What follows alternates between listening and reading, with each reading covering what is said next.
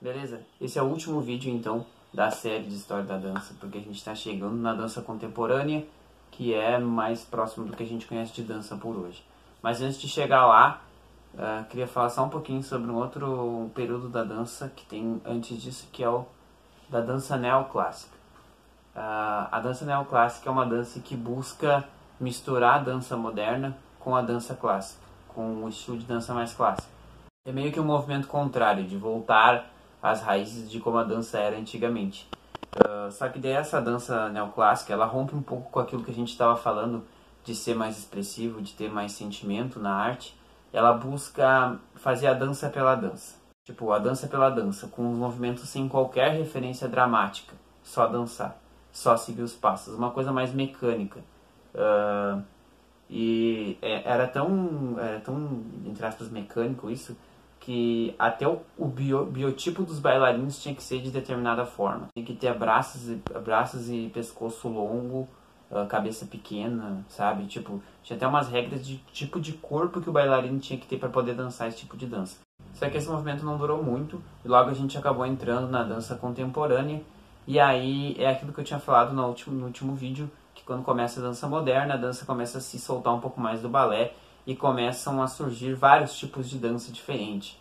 Dança de rua, com breakdance, começa a surgir a própria dança contemporânea como um tipo de dança, jazz, enfim, vários outros tipos de dança de acordo com estilos de música e tudo mais. E mais perto do que a gente tem hoje, né? Então a dança começou a se espalhar e se modificar. E assim, eu não vou falar sobre cada estilo de dança que existe, porque são muitos, tem estilos bem tradicionais, e não é a ideia do vídeo, até porque cada estilo de dança tem seu surgimento, tem a sua história, tem suas evoluções, tem seus passos, suas especificações.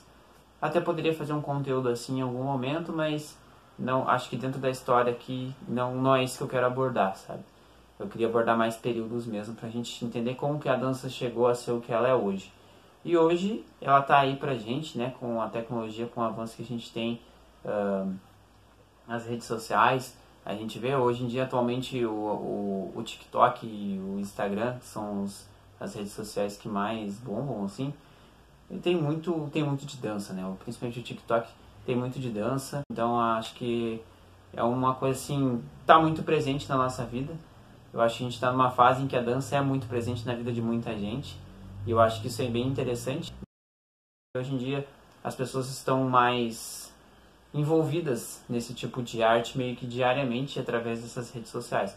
E eu acho isso uma coisa muito positiva e muito interessante. Isso é um sapo, não um ET, tá? E assim,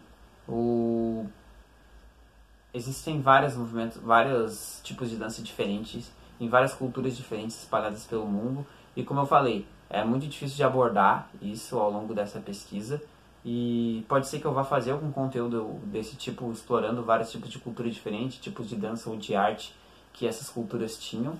Como eu falei, principalmente no continente africano, às vezes é muito difícil a gente conseguir encontrar pesquisas sobre isso, registro de como eram essas culturas, porque às vezes é uma cultura que foi massacrada com o tempo pela as civilizações colonizadoras, então é uma coisa um pouco mais difícil. A história, falar sobre história de qualquer coisa é uma coisa muito complicada, porque às vezes a gente vai trabalhar com dados que a gente tem que questionar qual que é a veracidade desses dados, dessas informações, porque é muito tempo atrás, então a gente se baseia muitas vezes em registros antigos. Não é uma área que eu conheço, essa área histórica de registros, de documentos e tudo mais. Tem um nome agora, não lembro. Mas assim, é muito complicado porque é aquela velha história, né? Quem ganha a guerra conta a história, quem sobrevive conta a história. Então, muitas histórias que a gente ouve, a gente não dá pra saber se é realmente assim que aconteceu. E com a história da arte não é diferente. Eu acho que quando eu comecei, eu sempre tive muito interesse em estudar sobre a história das coisas, principalmente da arte, porque são coisas que eu gosto. Mas eu, quando eu era mais novo, eu romantizava muito essa ideia de estudar a história, de entender o período cronológico de como as coisas aconteceram. Mas hoje eu vejo que não é bem assim, eu vejo que é uma coisa bem complicada. E muitas vezes a gente pode cair em mentiras, pode cair em questões que não são muito boas. Mas eu acho que é válido o movimento da gente... A gente tem que sempre estudar a história, a gente tem que sempre buscar conhecer o nosso passado para a gente estar melhor preparado para enfrentar o futuro. porque o que aconteceu no passado pode acontecer de novo, e o nosso passado vai fazer parte do presente e vai fazer parte do futuro também. Então acho que tudo que aconteceu, a gente tem que ter uma consciência para poder tirar uma experiência boa disso depois, entender como as coisas funcionam.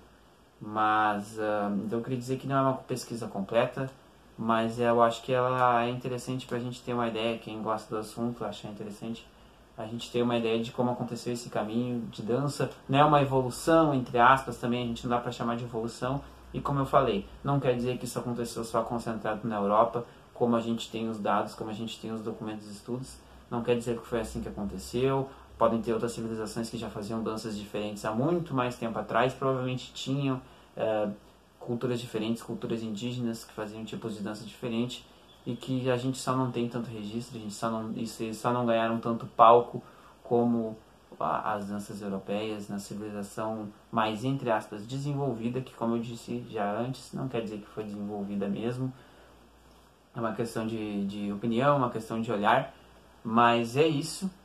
Estou muito orgulhoso de ter conseguido terminar essa pesquisa. Foi uma pesquisa que demorou muito tempo, eu fiz durante a pandemia, e a ideia minha era transformar ela num livro. Talvez no futuro eu consiga fazer, só que realmente eu precisaria organizar melhor ela, mas eu acho que como vídeo, uma série de vídeos, ela ficou muito boa. Estou muito feliz de ter terminado, espero que tenha sido interessante. E é isso. Até a próxima.